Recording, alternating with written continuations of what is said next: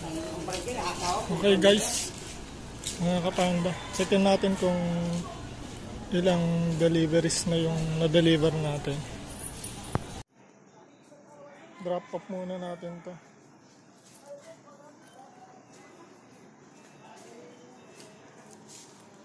Ayan, confirm drop off.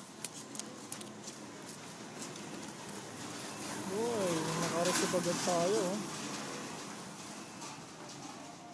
Sobrang lakas na yun guys, mga kapanda. Valentine's. Pang ilan na natin to? Pang 16 na. Batch 1 nga pala tayo. Malaki rin ang bigay ngayon eh. Kasi walang quest. Okay, tara. Punta tayo dito. Valentine's quest.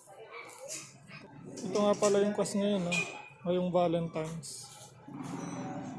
Plus 14 pesos per delivery. Mga 16 na tayo.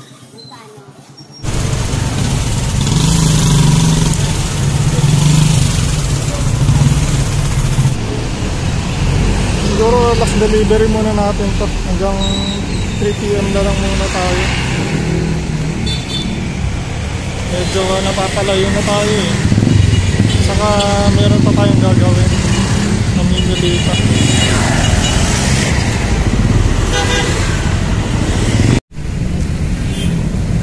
Yan guys. Tuloy-tuloy ang booking ngayon. Ngayong Valentine's 2024. Kapag drop mo, meron ka agad mare-receive. Tapos plus 14 pesos per delivery.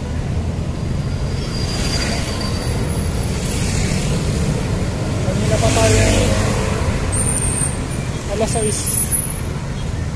AM yung shift natin, pero mga bandang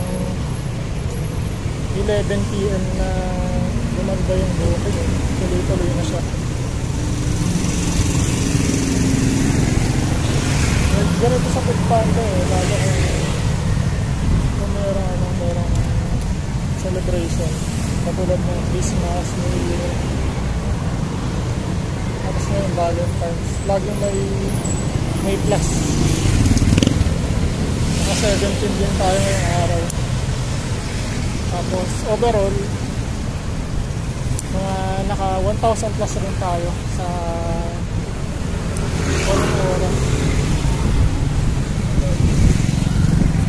Sulit na, uyan na rin.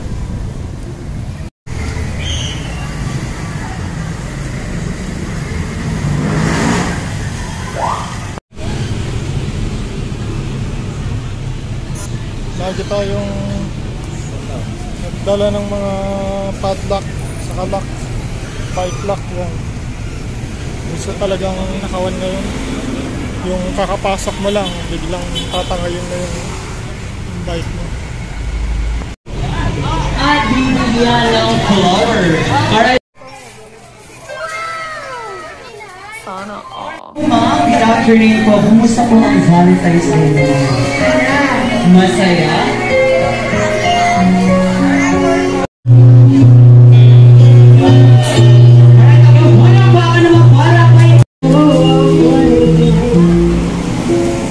Okay. Thank you, Jollibee.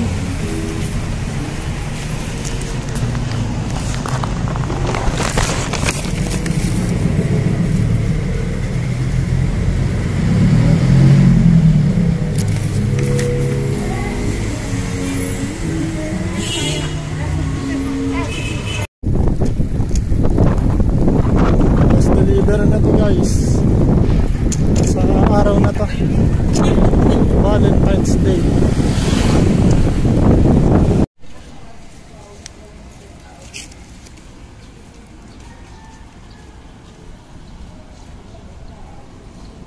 Two bars pa lang yung nababawas sa e-bike natin mga kapanda sa 8 oras na shift. Nagbigay si sir ng tip na 20 pesos. Muulan ng tip ngayon guys.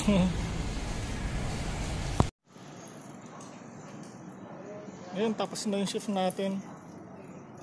Tingnan natin kung ilang deliveries yung nagawa natin sa araw na to, Valentine's. Okay, 17. Batch 1 tayo, 17 deliveries, naka 745 pesos tayo. Sa 9 hours pala. Yan, 9 hours.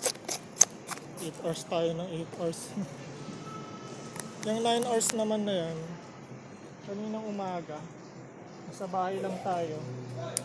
Isang oras kalahati tayong hindi pinapasukan ng deliveries. Yung lumabas tayo sa bahay, doon lang tayo naka-receive ng deliveries. So, minus 1 hour and 30 minutes. Sa 8 hours na oras, 8 hours na shift natin, naka 745 tayo.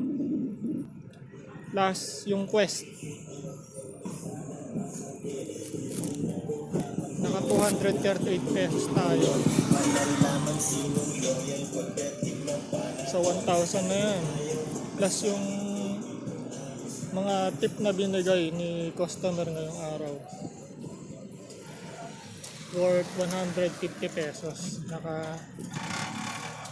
So yun guys, mga kapanda, hindi ko na nadetalye yung biyahe ko ngayong araw na to. Pinakita ko lang kung paano ang biyahe tuwing may ganitong event sa Foodpanda. Nagbibigay naman si Foodpanda ng incentives, plus 14, plus 20, depende. Itong Valentine's na to, nagbigay siya ng plus 14 per delivery. So sobrang sulit na rin sa 8 oras na biyahe natin. Pero 9 hours yun na, pero nag-start tayong maka-receive mga after ng 1 oras kalahati yung lumabas tayo ng bahay. Naka 1,000 plus rin tayo, 1,100 ganun sa 8 oras na biyahe.